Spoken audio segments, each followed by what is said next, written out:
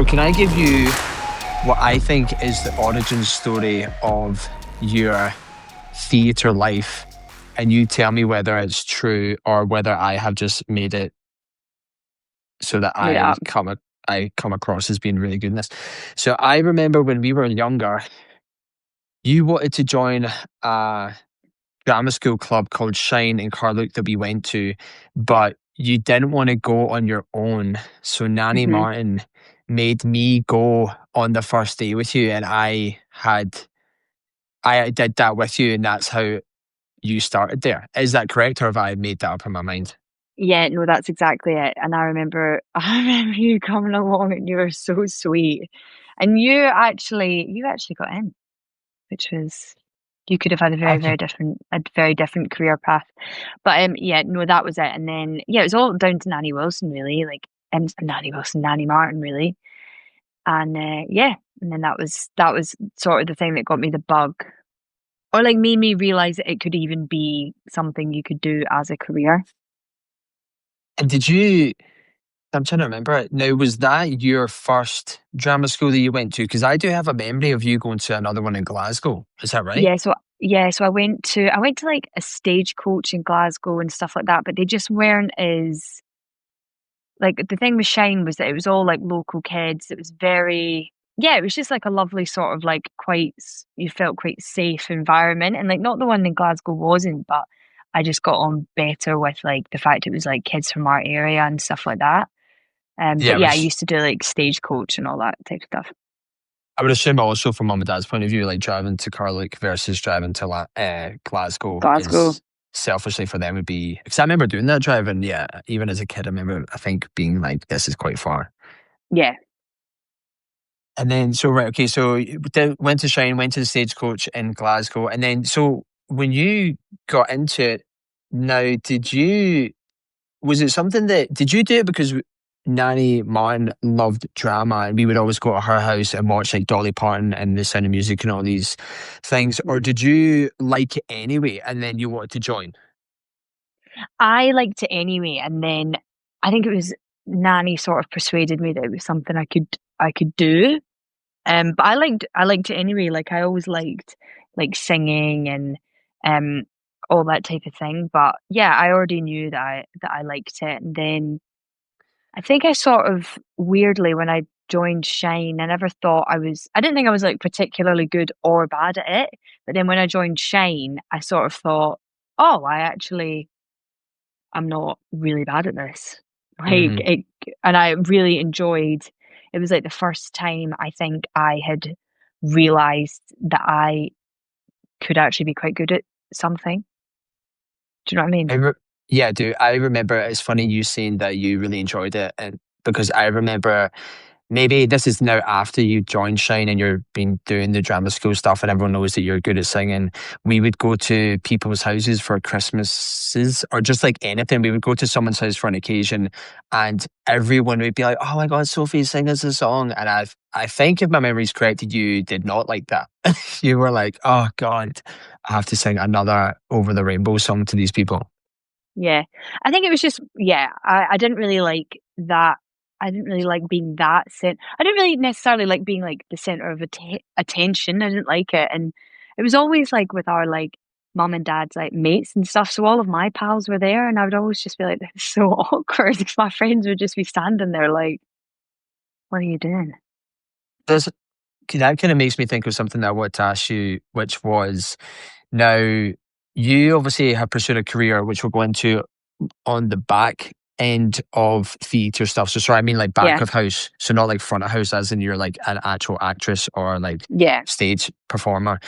And Mm. I was going to ask you, why was that when you are such a good singer and, you know, actor? I don't know if that's the right word for someone in theatre, but it Oh, sounds, thanks. is that because of what you literally just said there? Yeah, I think so. I think also I think maybe I've actually spoken to like John about stuff like this. That I wonder if we had grown up somewhere that was closer to like central London or something like that, I wonder if I maybe would have pushed to try and pursue that career as a career. But I didn't even realize that it was always just a hobby. And then it was when I started doing, like, I was always really into art at school, and then my final sixth year project, I basically made a dress, and then that was the thing that made me think, oh, I could do costumes. And when I was little, I always used to like draw the costumes for like the shows that I was doing with Shine. I had like my script, and I used to like draw what costume I wanted to wear, and I've got like wee pictures of them and stuff like that. So it's I think I always had it in my head that I liked the costume aspect of like theatre as well. Mm. Yeah, I think I remember being a kid and like I always thought it was mum, but I guess it would maybe be your input as well. Like constantly there was costumes, whether it was like for Halloween or Christmas or something. There was always a Mm, costume getting designed for someone. And I unfortunately had a few embarrassing episodes, I would say, with costumes and getting made to wear costumes. And I think at a young age, wanting to hang out with your siblings, probably being quite content to be dressed up yeah, in a costume just to hang out with you and Alice. But yeah, on something you said there as well, I promise you that I'm not just saying this because you can ask multiple people that I have said this exact thing to, where you were talking about, if you live somewhere closer, like central London, it kind of pushed you into it more. I, in my whole heart, believe that if we had grown up in somewhere where that was more of an industry, and by that I mean music and theatre and stuff like that. Say, I think of LA now that I'm in North America. mm. You know, you are such an amazing singer, and I'm not just saying Oh, that thanks. because you're my sister. You are that I believe if you had grown up in a place where music was a bigger thing, i.e., in LA, I Yeah. honestly believe that you would be a singer. Just Oh, because, thanks. yeah, no, but I think it's you can say that, but like obviously I'm saying this specifically to you, but Yeah, I do wonder, I do wonder how many people in the world have a talent that could be anything. Now we're obviously chatting about yeah, singing, that just because they don't live close to or in an area where it is a thing, it just doesn't happen for them. Like the amount of yeah. Oh, times, totally. Yeah, yeah, the amount of times that I compare you singing to like someone who is actually a famous person singing, and I'm like, this person sucks compared to Sophie. Yeah, they're the one that's famous because they grew up in LA and they have that. So yeah, definitely. I think about that all the time. yeah. I do think it is all about, like I do think the majority of stuff like that, and it also helps like if you know someone or if you're surrounded by like music or anything like that. And not that I think, I think that if you're born into a musical family and stuff like that, like if it's in your blood, then you naturally will just go ahead and do stuff like that. But yeah, like I think about that with like Jesse as he grows up, he's going to be, his dad obviously works in film and TV. I work in film and TV and theatre. Like he'll definitely have a lot more opportunities, or he'll just be around it, like growing up. Like I'll be saying I'm going to work, and it'll be where I go to work. And if he wanted to do work experience, he could maybe come with me. Like he'd probably, knowing my luck, absolutely will not want to. But um, yeah, but we had such like an idyllic childhood that I wouldn't swap it for any. I wouldn't swap it to live like closer. Do you know what I mean? Yeah, no, I do know what you mean. I mean, you live there now anyway, so I guess Yeah, you got exactly. the best of both worlds. You got what was a good childhood, and then you had your own decision to go down to London and pursue Yeah, that. So right, okay, so you went from uh, drama and drama and stage coaches. And then I'll be honest, I can't actually really remember at school. I guess the drama and stage coach part would have been when we were at school. And yeah, then am I right in remembering you went to university, but you initially didn't go for anything theatre related. You went for something, and then after the first year you decided to change it and then go to the yeah. Royal Conservatoire. Yeah, so I basically did psychology and philosophy at Glasgow Uni, and Yeah. then within like the first 2 years, I had transferred over to the conservatoire because they were like somehow connected. So I was able to like just transfer over onto the costume design course, and then yeah, Mm. and then that was the beginning of the sort of career, as it were, And how did you, because we never chatted about it, how did you make that decision? Like, were you just like, I really don't enjoy this course. I love costume. There's an easy switch over here. I'm going to do it. Yeah, basically. And like I remember like mum and dad saying to me that obviously, they wanted us to get like good grades and stuff like that. And then when we were looking at things that I could go and do, like I have always been interested in psychology, but then the minute I started doing it, I was like, this is just so not for me. Like at Glasgow Uni, like, I just really didn't mesh with that uni at all. Like it was an amazing place, but I just didn't feel like at home there. But then the minute I went over to the conservatoire, it definitely did feel more, it's just full of like really quirky, like artistic, um, like lecturers, and it was just a very sort of like quirky place. And I think I sort of like got on maybe a wee bit better with that. And what is the difference between a university and the conservatoire? Because I've never known that. So as far as I understand it, a conservatoire is like basically an art school. I mean, I might be butchering this, but I think it is basically like for the arts. So at the conservatoire they did, it was like all ranges. You could do music, acting, design. It was connected to the ballet school. It was connected to the opera school. Like it was, yeah, for the arts and for yeah, people who wanted to like pursue an artistic path, really. And I guess it makes sense that you went down the costume route because of what you said before, which is you love making costumes, like when you were doing it for Shine and stuff like that. Yeah, yeah, definitely. And like in hindsight, I probably should have done a costume making course because in my job at the moment, or like just in general, being able to know how to make costumes, I actually think is more, for me personally, like is more helpful than designing them. Because if you're designing them, if you design something that no one's able to make, what's the point in designing it? Do you know what I mean? And like understanding how things are put together, I think is really, really helpful. So that's the only thing about my degree that I kind of regret is that I wish I'd done the making part of it and the design was secondary. But I still benefit from the degree, so it's all good. Yeah, I mean, it obviously hasn't. I mean, it's not stopped you from doing the making side of it. Anyway, is that right? Exactly, exactly. So Yeah. yeah. And did you like wh- when you decided to make that move? Did mom and dad? What did they say? Were they like cool, do it, or were they quite apprehensive?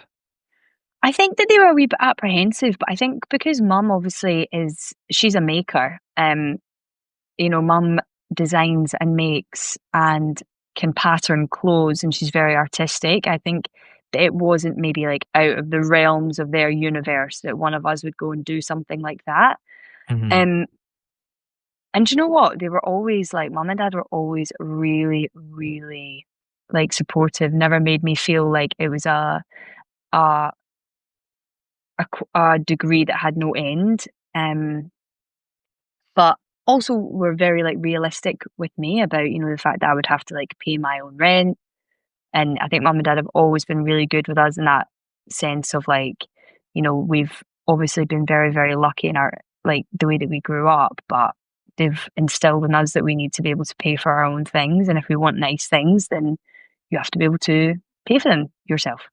Mm. So So then, sorry. no, no, the end. So then I was going to say, so you do your costume design degree at the Royal Yeah. Conservatoire, which was in Glasgow, Yeah. and then I remember you staying up in Scotland for a little while to work on some stuff like the Underbelly in Edinburgh and the Edinburgh Hmm. Fringe Festival. That might be the same Yeah. thing. Yeah. What was that? What was that experience? So that was I did front of house for that, and I helped one of my friends just like backstage at one of the Underbelly uh like theaters. But honestly, it was so much fun. It was just going to shows every night, a lot of drinking, a lot of being up very, very, very, very, very early mornings. But it was just great fun. And again, like just being around like a load of artistic people in Edinburgh during the Fringe. Like the Fringe is like arguably one of the best things that happens in Edinburgh every year. And it's just got such a buzz. It's a very special place, and a lot of people who are trying to, start off theatre shows, they originate at the Fringe and then they move, to places like the West End. So it is quite a, like, expansive place for people to go to sort of put their art out. But yeah, I did that for a season and I loved it. It was really good. Would you say the Fringe is the Fringe as big outside of Scotland as it is in Scotland? You know, because sometimes I feel like I chat to people here now, granted I live in Canada, and I talk about the Fringe and they're like, I've no idea what you're talking about. Yeah, it's funny. I was doing a job in Paris and I was talking to this comedian and she was this girl, she wanted to become a comedian. And I was like, oh, well, you obviously know about the Fringe. And she was like, no, I've never heard of it. And I was like, what? You kind of assume that everyone knows about it because it's so like important to like Scottish people. But um in London, people know about the Fringe, like Soho Theatre, like a lot of those shows will migrate to the Fringe and like vice versa. So yeah, the Fringe is definitely somewhere that people will migrate. Like a lot of like the artistic sort of London gang will like migrate to the Fringe every year. And when you were saying you were up very, very, very, very, very early, did you was it Yeah, were you meaning that you had stayed up from the night before very early, or you were waking up very early to be honestly proactive and both. like Honestly both. Like at one point, I actually had. I'm obviously very, very blind. Like I've got really, really bad eyesight, and I had my contacts in the wrong eyes for 2 days because I was so drunk. I was just like oh drunk for two really? days. So yeah, it was good. It was just all a bit of a giggle. Like I always say to anyone who like wants to get into theatre, um, it's all a giggle. It's all a laugh. It's just the best. It's the absolute best. Would you say that it is one of those industries where it naturally does, comedy attracts comedians, drama, theatre, a folk attracts people who are kind of dramatic to a degree. Do you feel like it is that? Like you don't really get you know, just to give another image of someone like a classic 9 to 5 IT person who's got their head in a computer screen and quite quiet, maybe. Yeah, I guess, but I think a lot of like, I mean, from what I understand it, like I've never been on stage like professionally or anything like that, but I think a lot of people who are on stage are actually really introverted and like the way they can communicate with the world is through them taking on like other characters and stuff like that. But um yeah, I mean, it's another reason why I absolutely love my job and would ever want to work in any other industry is because it's such an eclectic, bright, colourful group of people who have always, in my opinion, been like quite a unique um group of people, you know, like you move from job to job and there's always someone or some group that's just got a brilliant story or yeah, they're just I think with the artistic people that I've met in theatre and film and TV, and I know like obviously it's the same for like you could say for like any company or any industry, but I always find that theatre people are just their eyes are just wide open. Like artistic people, like you know, their eyes are just completely wide open, and there's not a lot of judgment there. There's not a lot of, um, yeah, they just sort of see people as they are, really. Do you think it's more of a open-minded kind of industry? It attracts that kind of person. I think just, I mean, I would say yes, but I've never worked in any other industry, so you could talk to someone who works in IT and be like, everyone in my office is like that, you know. So I actually don't know, but personally, from my point of view, from the people that I've met, yeah, like it's you know a very very bright group of people. Mm.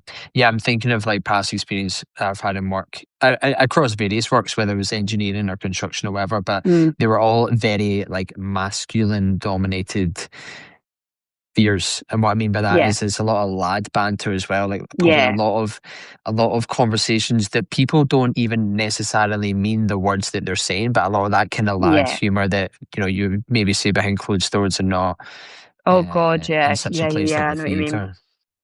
Yeah, Um, definitely. And I think that a lot of like I remember like coming back. I'd been working there for quite a long time, and I came back to Scotland and like overheard some boys in a pub like referring to like a gay person in a very derogatory way, and I was so so horrified, but then so sort of like suddenly realized where I was. Do you know what I mean? Like I was mm, very much like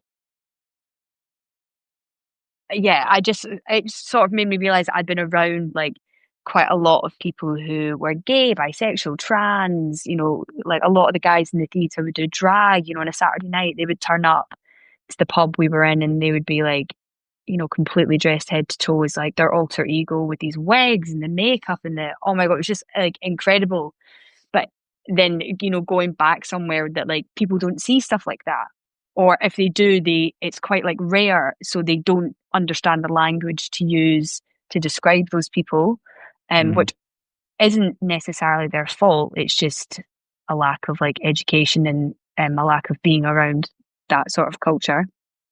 Yeah, I also think not even just in that like sexual identification culture, but within just society as a whole. I remember the first time, and I think it was maybe the first time that you, Dad, and I can't remember why Alice wasn't there, but we went down to London to see Les Les Miserables. Mis, yeah, yeah, Yeah, and I remember being, as a small child, like honestly shocked with how diverse it was ethnicity wise. Like mm, I remember it being quite shocking to go from, where we had grown up in the countryside in Scotland and Glasgow yeah, to a degree, and then yeah, down to London, and it was just such a yeah, it was so eye opening. I yeah, honestly can. I feel like I still remember the moment of getting off the train and coming up the platform and being like, "Oh my God, this place!" I don't know. I don't. It wasn't even negatively a negative or positive experience. It was just like shocking. So I can yeah. see You how. just, yeah, the reality of, yeah, like we grew up in like an amazing, amazing place, but we didn't have a lot of diversity around us. And I think like, I remember when I first moved to London, just being like sitting on a bus in Brixton and being like, this place is fucking cool. Like, Mm, if I can, I will do everything on my power to be able to stay in this city. Like I didn't feel homesick at all. I felt so like at home in London, even though I was completely on my own. Like didn't, know anyone or anything like that. I just was like, this is this is where I want to be. yeah, I mean, I even had it when I came back this year to see you. So I'm now in my early 30s. And even then, I'm obviously used to it by now, but even then, Cass and I were we were walking through London somewhere. And again, I was still like, wow, like this place it's just so diverse. And I live Yeah. in North America now in a small mountain Mm, town, which is actually a tourist trap. So it is very diverse yeah. as well. But London just has that, it's just in a different level, it feels. Yeah, it is amazing. Like there's that phrase that says like, when you're bored of London, you're bored of life. And I actually really couldn't agree more. Like I Mm. just think yeah, I feel very lucky to live here and have the opportunity to work here. So you obviously love living in London. Now, Yeah. before you moved there, like what made you decide to move there in the first place? So basically what happened was I graduated and this was when like Twitter was like up and running and was like a thing. I was following a man who I can't even remember his name now, but he worked at Strictly Come Dancing, and he randomly put up on Twitter that they were looking for trainees. And I, thinking like nothing is ever going to come of this, sent my CV into Strictly Come Dancing, and then literally 2 days later, I got a phone call from a lovely woman called Jane, who was also Scottish, who asked me where I lived in London, and I completely lied and just told her I lived somewhere in London. I can't even remember. Mm. And she said, "Can you start on Monday?" And I said, "Yes, absolutely." And I was walking our dog Hess, and then I went home and said to mum and dad, "I'm moving to London on Monday." And yeah, that was quite literally it. Like it was a fluke, right place, right time. Sent my CV in, had a great conversation with the woman who was Scottish, which I actually do think helped me. And then yeah, that was it. And then I was literally like en route to London that week, and then was working on Strictly as a trainee within like a couple of days. Oh, that's crazy. For whatever reason, I remember you working in Strictly, but I had no idea that that was how it came around. So Yeah. now, is that when you went down and stayed with some of our family that lived down there? Yeah. No, I stayed with one of Uncle Hugh's friends in Right. Brixton. Okay. Um, and I was there for a little while, and I did Strictly, I did their like live shows, and I was dressing, so I was basically helping so there'd be the contestants, they'd be like the dancers on Strictly, and then in the background they'd be like background dancers. So my job would be to help them basically get in and out of their costumes, make sure they had everything, make sure they had the right shoes, making sure their next costume for the next dance was lined up. So when they came off stage, because it's like they're like live shows to an extent, it would all go smoothly. They get in and out of their costumes, like all that type of thing. So that was basically my job. Um, and then I did like a little stint on The Voice where I did the same thing. 'Cause it's the same company, same film studio. Um, and yeah, and then I did the Strictly tour for a wee bit. Like I did some of their like northern dates and their London dates at like the O2. And again, it was like the exact same thing, like being backstage and just helping the dancers in and out of their costumes. Like um I did the I did this season that it was like Abby Clancy and Susanna Reid, and one of my jobs that I had to do every night was I had to basically like stitch one of the girls into their costumes, but it was like she'd be wearing like a leotard and I had to stitch this round, and I would spend the whole time just thinking, oh my God, I'm going to stab you. Oh my God, I'm going to stab you with this like big massive needle. So it was stuff like that. It was like a bit of like a proper baptism of fire Mm. because it was Why did you have just, to? Sorry. no, no, carry on. Why did you have to stitch her into it? So basically, one of the moves that she did, she was getting tipped upside down. Right. So Oh, it okay. was it was basically to make sure that her dress didn't like come up over her face. All right. But I actually don't know why, but it had to be like hand stitched every night. So yeah, it was just really good fun. And I think at the start, people would ask me to do things, and I just, even if I didn't know how to do them, I would just say yes. I would just be Mm. like, they'd be like, "Can you do that?" And I'd be like, "Yeah." And then I would figure it out or like try and pretend like I knew what I was doing for quite a long time. And did you get to know any of the people on it like that well, or are you kind of just like a body and you're literally just like swapping them in and out? I am like basically just like a body, like a bit of like an invisible furniture piece. But everyone, quite literally everyone who mainly everyone who I've ever worked with has been so lovely. And everyone on Strictly who I worked with was so nice. Alison Hammond is literally like one of the nicest people in the whole world. Like she's just like such a nice lady. Yeah, they're all really professional, really lovely. And, everyone was there to do a job. So people took it seriously and it was good. It was really good fun. I loved it for when I did it. And my team were also really lovely girls, really nice people, were very patient with me when I didn't, know how to do things. I learned a lot. Um, yeah, also learned a lot about how like backstage stuff works and like, etiquette of when they're filming and, just all that type of stuff that you can only learn by being there, and doing it really. Did you find that it burst the illusion of watching something on like on a TV? Obviously pre you doing Yeah. Strictly, we would watch Strictly. I remember watching it with Yeah, yeah. Nathaniel like every weekend. Mm, Did it in any way burst the bubble in a negative context, or was it more just like, oh, this is even cooler now that I know how this works? to be honest, I think it was like I actually just loved all of it. Do you know what I mean? Like I never really felt like a bubble being burst or anything. Like yeah, just it was a bit of a strange concept from going from literally watching it on the TV to then that weekend working on it. And I think also I was like quite young. I was only like 22 or 23. So um yeah, but no, not really. And not really. The bubble wasn't really burst. It was all a bit sort of like a bit jarring because I literally Mm. one minute was in Scotland and then the next minute was filming it. So that's always a wee bit strange. Like I've like recently did a job where after I had Jessie, it was like my first job back, and John and I had literally just finished watching that season, and then it was really weird, and then I got a phone call asking me to basically look after the lead on that show. So then 2 weeks later, I was working on the set with the actor that I'd just watched the entire season of them filming, Mm. which is always a little bit jarring when you've like been really invested in a TV show and then you end up working on it. But it's amazing and like I feel very lucky. But then it is also like my job, so it's not that crazy that I would end up doing that. Do you know what I mean? Yeah, no, I know. I think it is for the muggles of us that don't do anything in TV and stuff like that.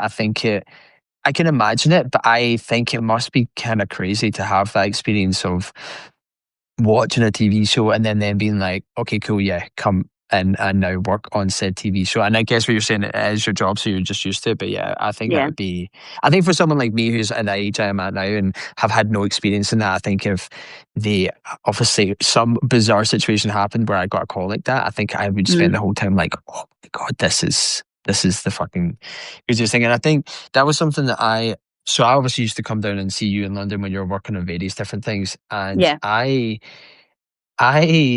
by default of being your little brother, have uh, I would say a very incredible wealth of knowledge when it comes to theaters and musicals and stuff like that that I would never have had if I wasn't related to you. And I guess what I'm getting at there is, but out with that, like I don't have like I'm not into musicals. Like I'm into Mm. them now because of like a decade of going down and watching you in them, watching you work in them. But I guess what I'm mumbling here is it was not my interest, but even when I came down and watched you work, I was like, I would do this. This is sweet, you know, just as a Yeah. job, like just looking at the stuff you were doing and the lifestyle you were living. I always remember thinking that. Having no interest in theatre whatsoever, I would be Yeah. like, I would do this job because it's sweet. Yeah. I do feel like honestly, like I feel so, so lucky to be doing my job. And yeah, I just feel very, very grateful that I actually really like going to work. And I do feel very lucky. Like I feel like I've had a lot of like being in the right place at the right time, you know, like connecting with the right person at the right time. Like I definitely think there's someone like upstairs like looking out for me because some of the opportunities I've been given, I sometimes think, oh my God, like how have I ended up here? Like this is amazing. Like someone has to be pulling strings for me to be here. Um, so yeah. Yeah, I do think about that sometimes as well, but I think is it a case of luck or like someone upstairs pulling the strings for you, or is it the fact that you are putting yourself like it's like the law of attraction, but not like you're sitting in your bedroom being like, I hope someone Mm, messages me. It's the fact that you are out there doing the thing and putting yourself into literal places and situations where someone spots it and they're like, oh, sweet, maybe she'd actually be good for this other thing. So it's less, you're kind of creating your own luck by the fact that you say the right place at the right time, but you've decided to be there and decided to do that thing. So is it yeah. luck or is it the fact that you are going out there and putting yourself out to be seen to be recognized for the next thing? Yeah, I think it's probably a bit of both, and I think also, like I was brought up in a way, I don't think both like all of us were that nothing was nothing was out of the realm of like possibility for us. Like I felt like mum and dad created a very like safe and secure environment where, me saying yes to going down to London, I didn't even think about it because I was like, like I felt like confident that I would be able to do it now. If someone asked me to like move country now, I'd be like, no, I'm not doing that. But at the time, I felt confident enough to do it. And I think that, like the way that we were brought up has a lot to do with that. That people would ask me to do things, and I'd be like, yeah, sure, like of course I can do that. Mm, Um, but I think that is like maybe like a bit of a childhood thing of like, mum and dad just being like, of course you can do that. Like, of course you can. Like, why would you not be able to? hmm So I feel very, again, like very lucky that that was the way that we were brought up, and I felt like we always had like a safety net, so I would never feel not like nothing really intimidated me in terms of like saying yes to a job or anything because I always knew we would have like a safety net. Do you know what I mean? Like mum and dad would always, if it all came like crumbling down and it didn't work out, that I could always go home. And a lot of people don't have that security and like that safety. So I felt like I had the privilege of being able to say yes to things without having a lot of fear because we had like a safe, secure like environment when I was like younger that if it did fail, I could go home. Yeah, I think I used to live under a false pretense that we had some, I'm laughing because it's obviously not true.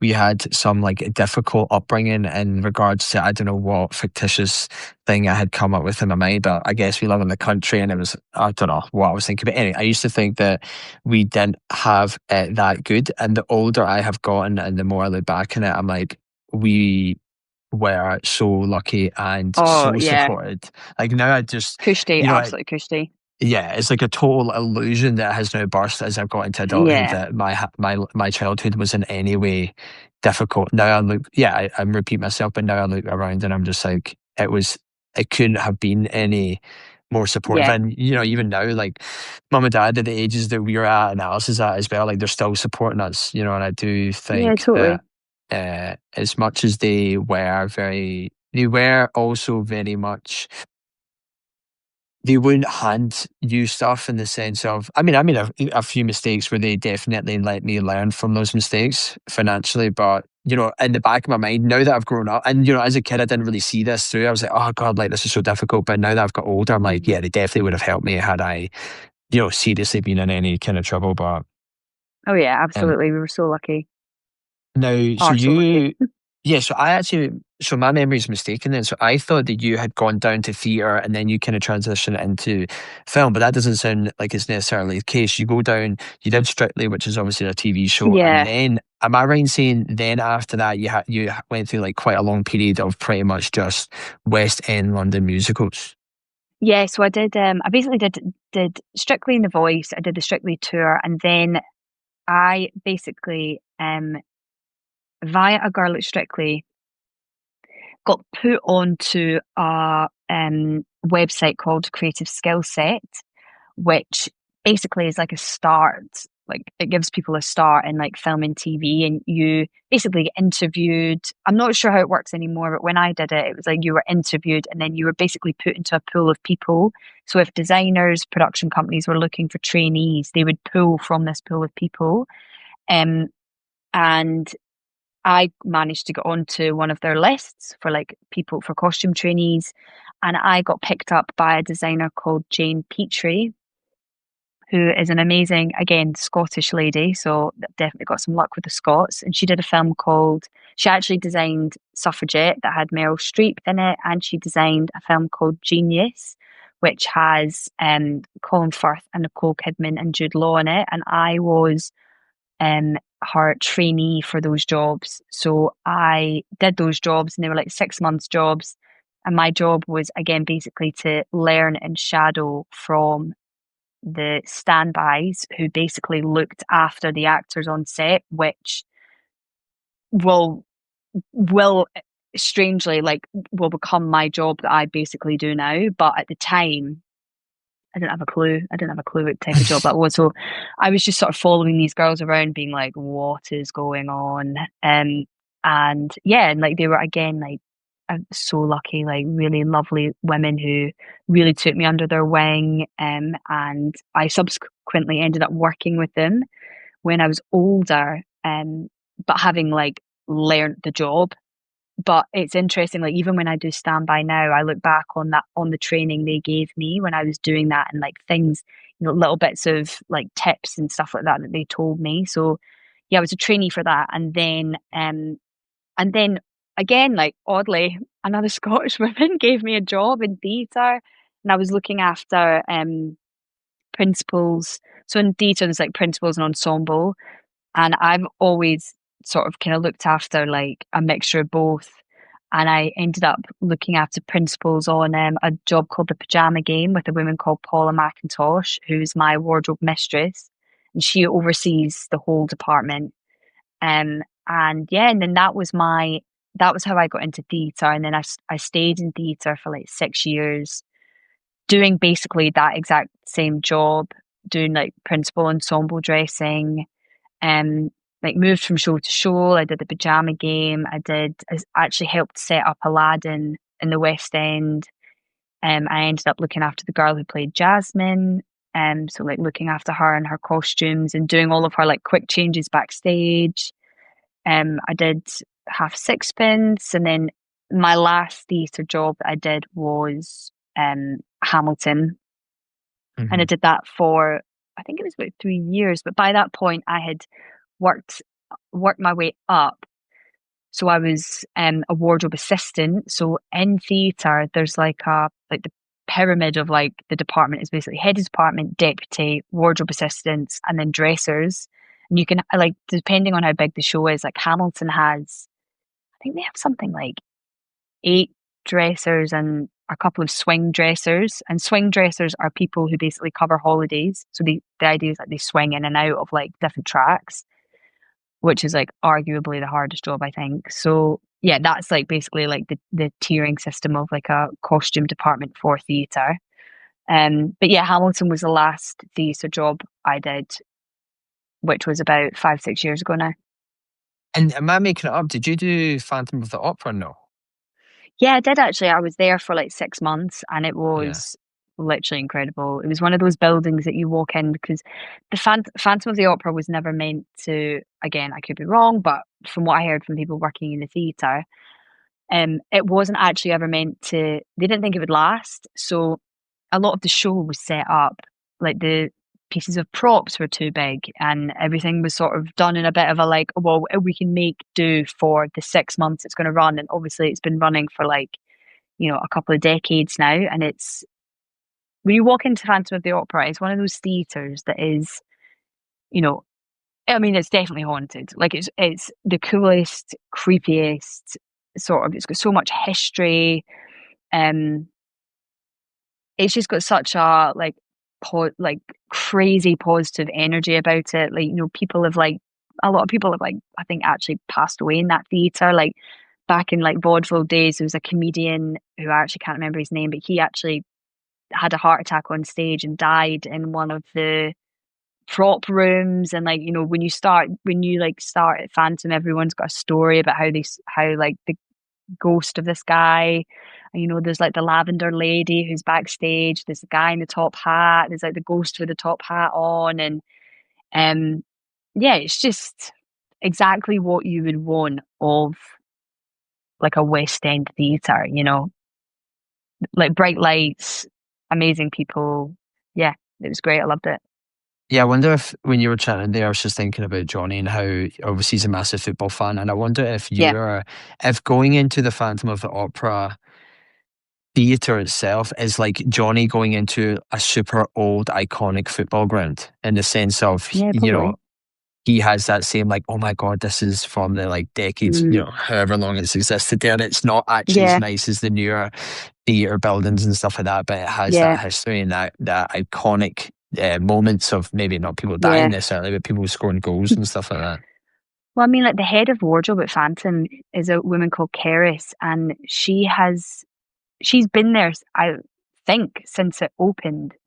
So she's been there for like 30 plus years, which is like, unheard of in theatre. And there's a man who works at Phantom of the Opera, and he's actually in the Guinness World Book of Records. Is that how it's Yeah, pronounced? something like But that. he's in that for being the longest member running or working at a show, which is Wow. crazy. Like Yeah. he's worked backstage. I think he worked as a company manager and now he's a member of the ensemble. Um, but it was amazing. I loved it. But when I got there, I sort of realized that I could honestly have stayed there for the rest of my life. So very quickly I started trying to get out because I knew I could get really comfortable there and I could absolutely just stay there forever. And I knew that that's where I didn't want to end up. I knew I wanted to get higher and just have more experiences because I was still like, really diddy. I was only like 23. Mm.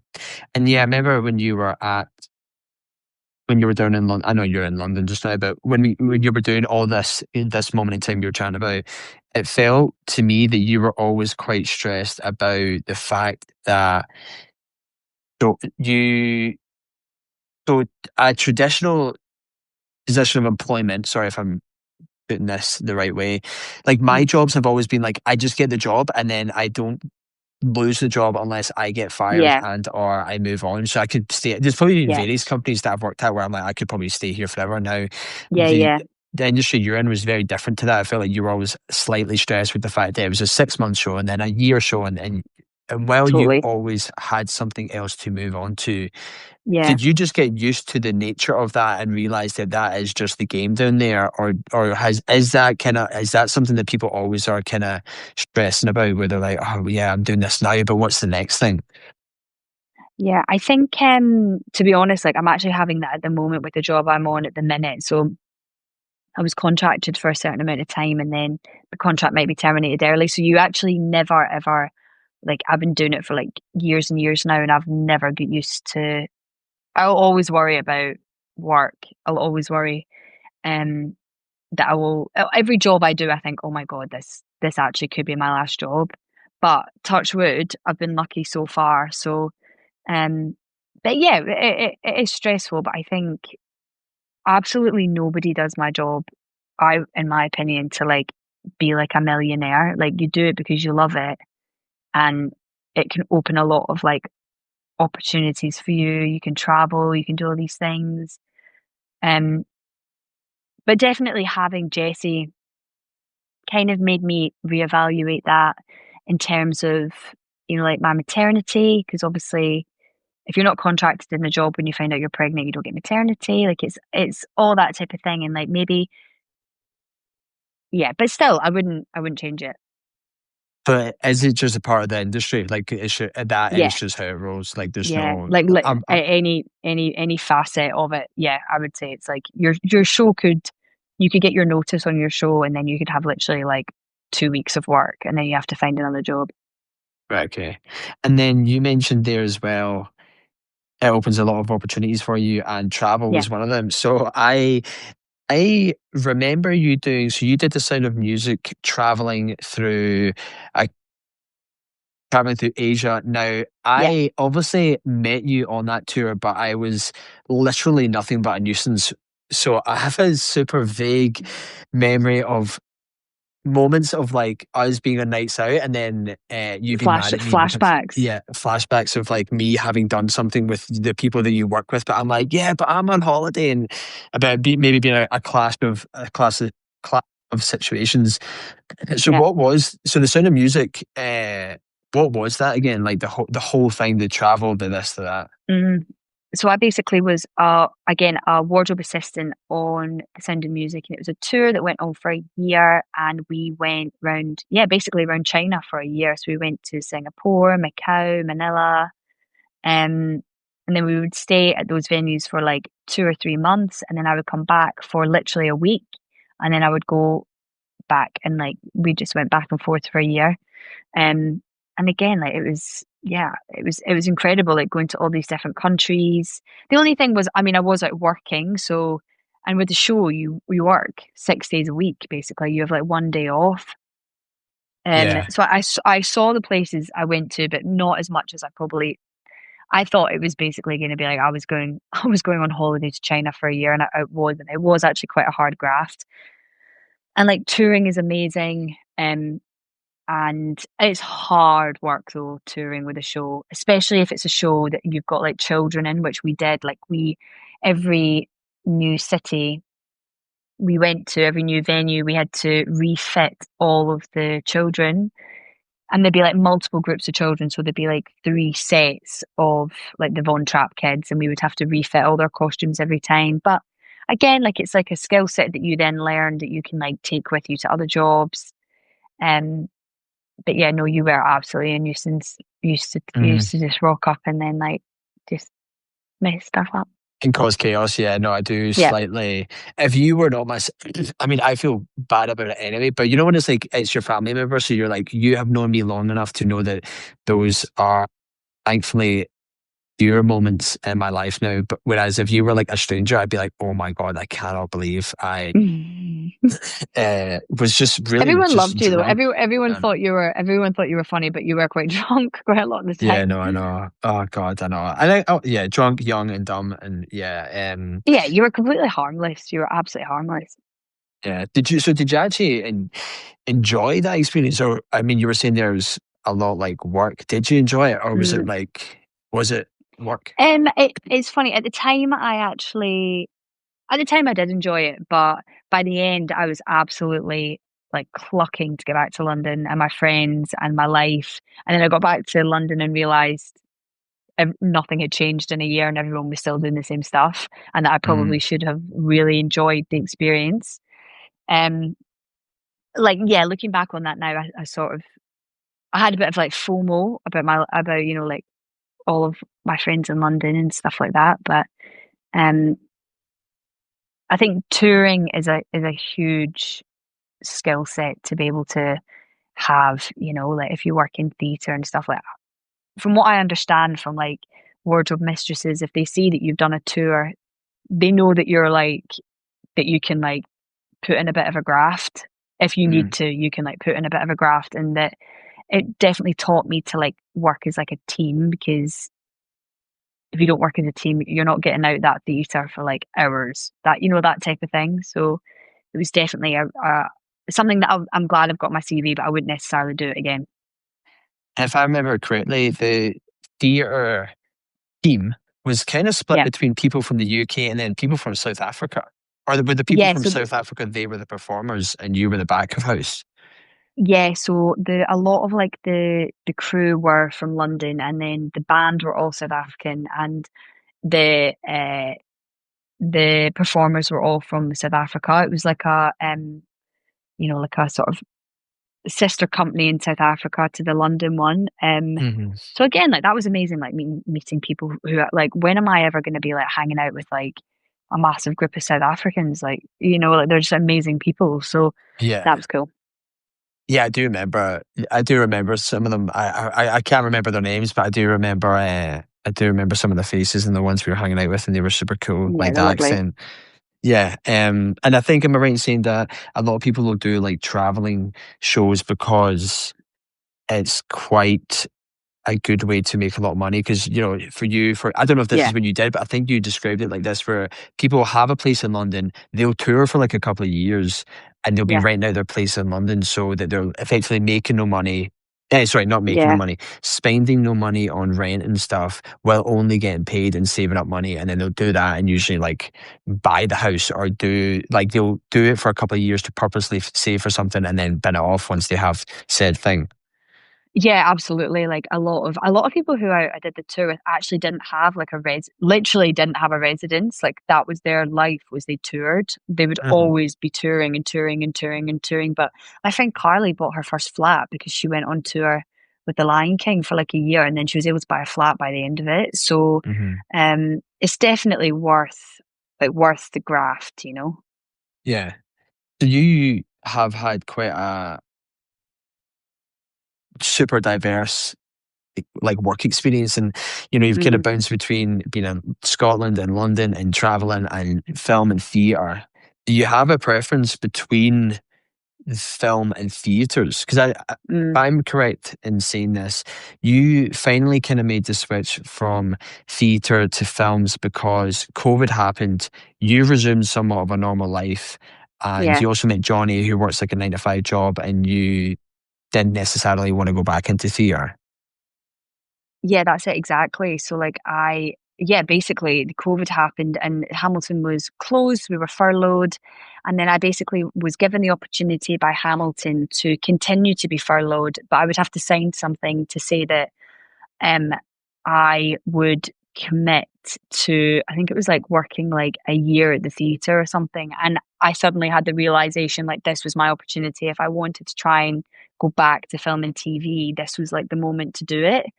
So, yeah, and also like I'd met John and I sort of realized that if I wanted my relationship with John to actually really work, I wouldn't be able to work in theatre. And it was definitely like he was like the catalyst that made me go, right, okay, Mhm. let's do it now.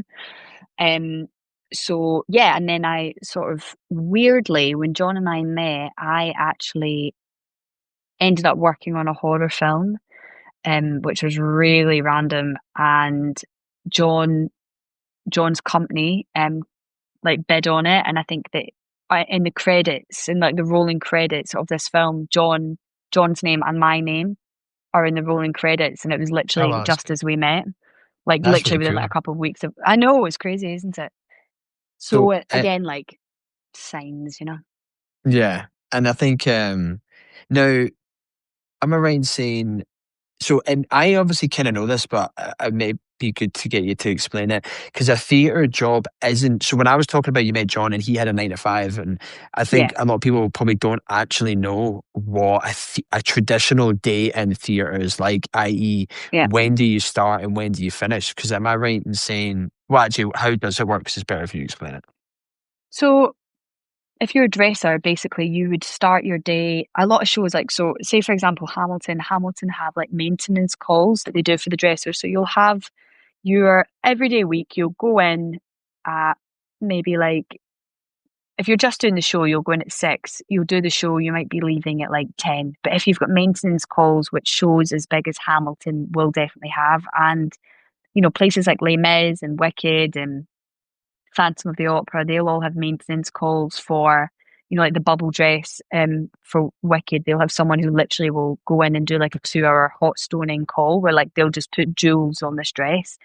Hamilton's the same, like, they've got, like maintenance calls. So every single shoe will get shined quite literally every day before the show.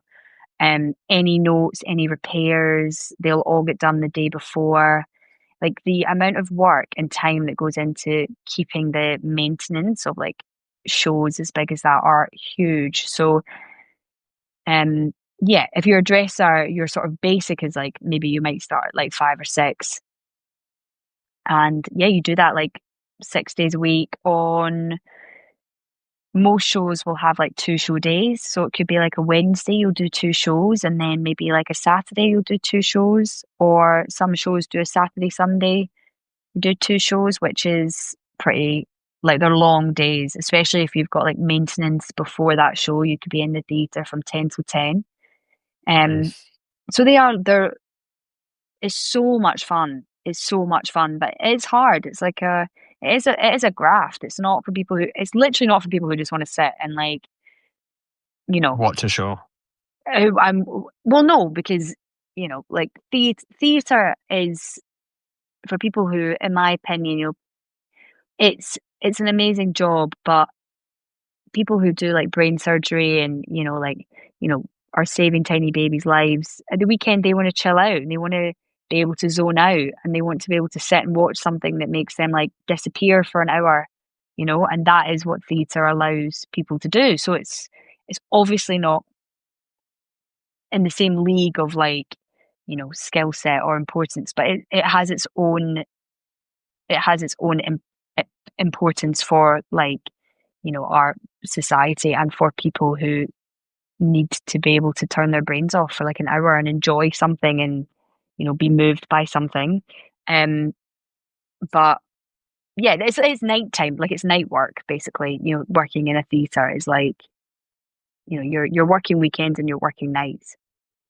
Yeah, because sorry, when you were saying it's like 6 to 10, you were meaning PM. So Yeah, it's you're starting like say the earliest you'd finish. Well, you actually said on 2 show days you could do 10 to 10, so you're talking 10 a.m. to ten yeah, p.m. But on yeah, like the long days. a quote unquote normal day, you're still doing like a 6 p.m. until 10 p.m. And I remember you and I were chatting about. I think you were just going on about how you were tired, and I was like, just go to bed as soon as you get in. And but you made the point to me, which you said when you finish work, now granted the hours is different, but when you finish work, could you go straight to bed? And I was like, nah, not really. I've got too much on my mind. And you're like, yeah, it's the same thing. It just sucks because my day finishes so much later. So, it takes you a Mm. couple of days.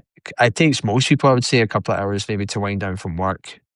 And Yeah, that just happens exactly. to be at midnight slash 1, 2, 3 in the morning for you. Even if you don't go out and do anything, you can't just immediately switch off. So then Mm. when you have that change of COVID and meeting John and more of a 9 to 5 life, you're like, oh, this is kind of normal, quote unquote. Yeah. So you obviously changed for that reason that we just discussed, but do you prefer theatre over film, or do they both have pros and cons and you could do either or? I think I could definitely do either or, and like I'm lucky enough that I can like switch in between both now. Like I know enough people that I can sort of try and do both. But for the setup of my life with Jesse and John, film and TV is definitely more stable and sustainable, I would say, for having children. Because am I right in saying that the hours are actually now kind of the opposite, where it's crazy early times and it's Yeah, you still finish late, but it's then more of a reasonable, like, yeah, afternoon, evening time. yeah. Like I'll at least get to see my son like before he goes to bed. Whereas, if I was doing theatre, it would just be the opposite. But I wouldn't see John. So yeah, definitely, definitely film and TV. And that's quite, I guess I have this experience having known you, but for whatever reason, I think I would not have thought that film would have been such a hard graft in the sense of you're up so early and working such a long day. I don't know why. I kind of thought it would be quite easy. And I've got no idea why I was thinking that. I guess it's Mm, just because you think of film and theatre films as being kind of glamorous and, oh, they can't wake up at yeah, 4 a.m. to go shoot in some god-forsaken location. yeah. No, no, it's definitely like yeah, it's again like it's quite. I don't mean to be like everything I do is hard, but it is like a hard. Anyone who works in film and TV will know that it is hard. It's you get up very very early and you have quite long days, but you get paid like everyone else to do a job. So So your names, I'm just thinking this, are your name, if and everything that you've done, minus the theatre, obviously, yeah, in any film thing, is your name in the credits? yeah, Ah, I did not know that. yeah, And it's kind of similar to that, but I guess totally different as well. So you've worked on The Crown, yeah. and I'm obviously in our family group chat. When you were working for them for a period of time, obviously it's a massive show, and you were the looking after the lead people on that show, if I remember Yeah. correctly. So obviously, like paparazzi and stuff like that, or photographers, whatever you want to call them, are taking pictures of those people. And inevitably, what would happen is we would get pictures sent into our family group chat of you in a newspaper, but it wasn't like you like being like glamorous. It'd be like you like looking No, kind yeah, of disheveled with multiple bags as you like chase these yeah. people around. Like an actual donkey. Yeah, like a human coat hanger behind them, like looking like I haven't slept for days. Yes, that is Yeah. exactly it. And it was like you could only, I think only us could really tell that it was you, one, because we actually know it's Mhm. you, but also, yeah, You're like so disheveled. you're not really your normal self. Yeah, And so with shows like, so with The Crown, yeah. um, with shows like that, and then now you're working on the new Harry Potter HBO show. See, with shows like Hmm. that, they're obviously super high profile. How hush hush are they? Do you have to? Is it just like? Do they just assume that you have common sense? So you're like, this person isn't going to be sending like backstage pictures and videos and telling people stuff, or is it very? Is there something more formal to it? Like they get you to sign something that says you will not Yeah, do X, Y, and Z. yeah. Like every job that I've worked on that is like, every job I've worked on film and TV, you have to sign an NDA before you even like step foot in the building. It's like the first thing they make you sign.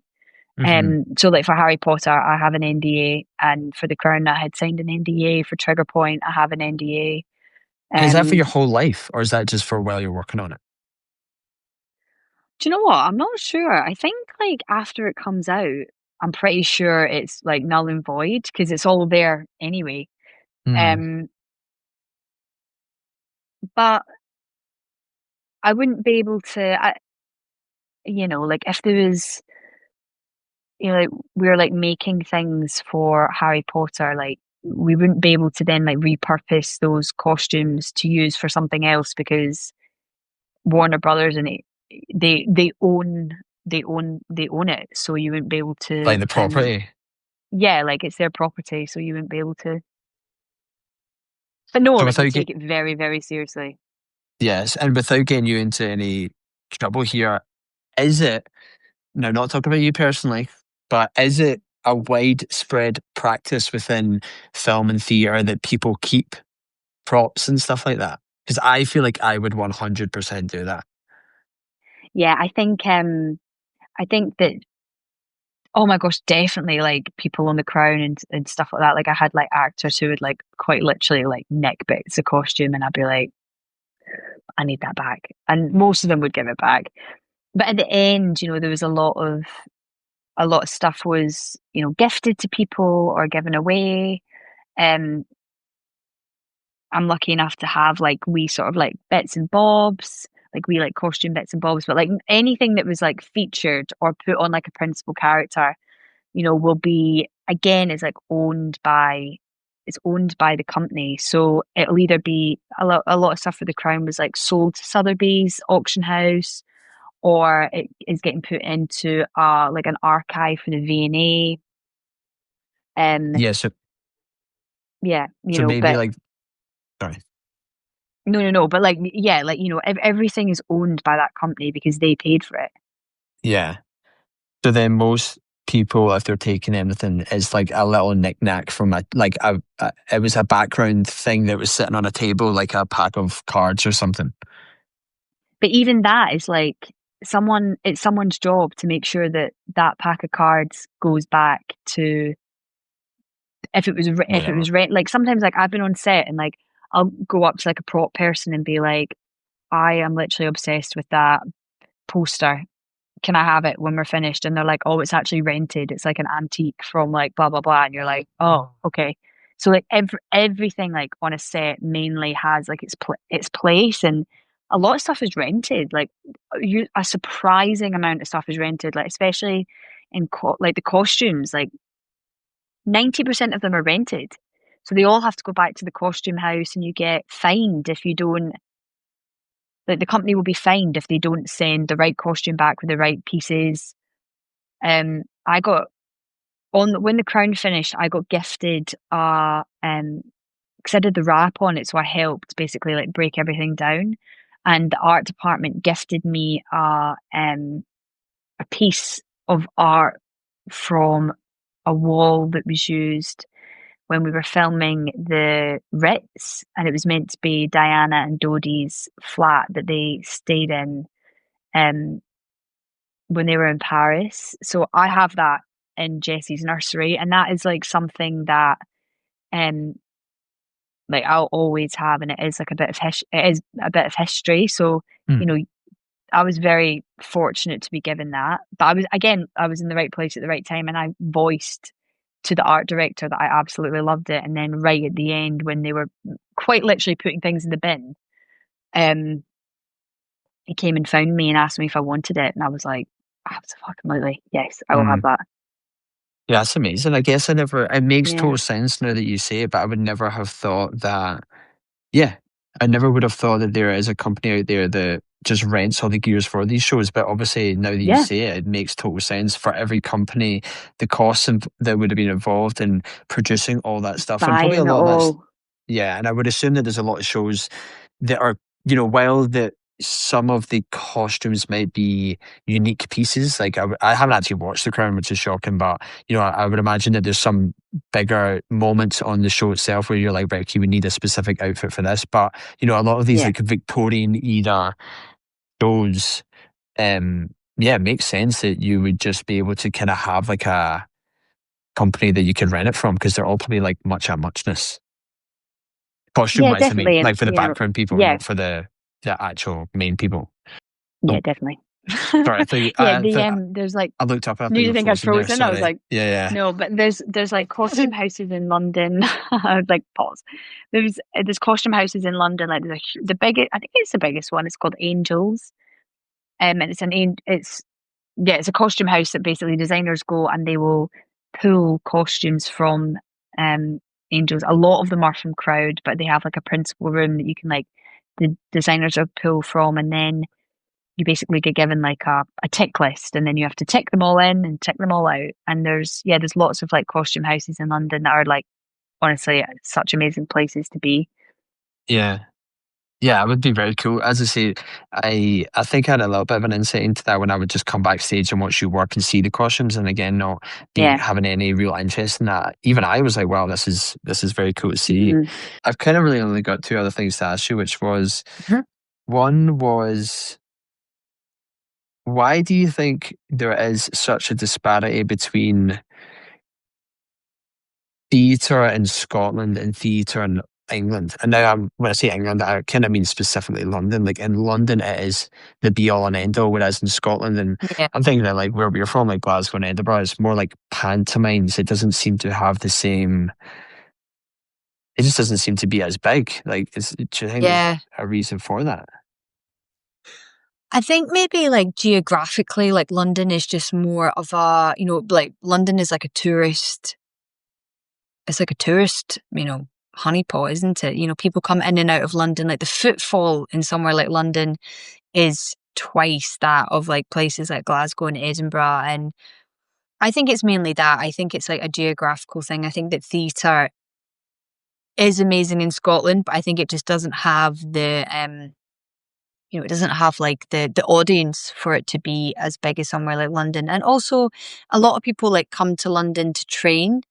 Um so there's like a lot of like, artistic people in London who live and work here and are just gravitated towards Soho really. And I think also like it's Soho, the theatres in Soho have been around for like such a long time. Um but yeah. So yeah, it's more just yeah. By the, I guess that does make Yeah. sense. Yeah. I think that theatre in Scotland is like equally as amazing, but they just don't have like the footfall to sort of probably make it as like huge as it is in the West End. Yeah. Well, the only real last question I have, which isn't really anything specific, but is there anything that you think I haven't asked you when it comes to film and theatre that people would find very cool, Um, I think or something that people might get an impression of film and theatre that isn't true? I think that like you were saying earlier that like it's like quite a glamorous, like it's quite glamorous, which it absolutely is to a certain extent. Like I've been really lucky that I've managed to be on like incredible sets and with like people who are like seen as famous and stuff like that. But it is like still quite a hard graft. But it I wouldn't want to do anything else. I really really enjoy it. But no, I think you have covered all bases. Well, cool. Well, look, I appreciate you sitting talking to me. Also, because of the time difference, like I know it's probably getting later for you because it's only really midday for me here.